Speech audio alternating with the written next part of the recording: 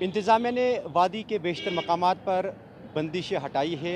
अलबत्ता आज पाँचवें रोज़ भी शहरी श्रीनगर समेत पुराने शहर में तमाम दुकानें और कारोबारी मराकज़ बंद है। अलबत्ता निजी ट्रांसपोर्ट की आवाजाही के साथ साथ पब्लिक ट्रांसपोर्ट की आमद-ओ-रफ्त भी देखने को मिल रही है।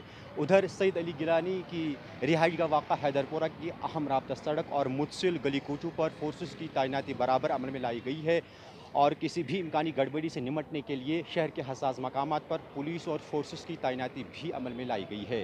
गुज़श्ता 5 रोज़ के दौरान वादी भर में मामलाती ज़िंदगी मफलूज होकर रह गई है। अगरचे 3 सितंबर की शाम ब्रॉडबैंड और कॉलिंग सर्विस को बहाल किया जा चुका है, ताहम मोबाइल इंटरनेट खदमात हनूज बंद हैं।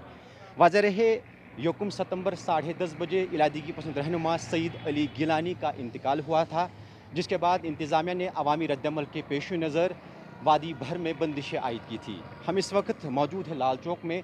ये शहरी श्रीनगर का मसरूफ़ तरीन बाज़ार है। यहाँ लोगों की काफ़ी गहमा गहमी हुआ करती थी, लेकिन गुज़श्ता 5 रोज़ के दौरान यहाँ दुकानें बंद हैं। वीडियो जर्नलिस्ट सजाद अमीन, परवेज़ुद्दीन, ETV भारत, श्रीनगर।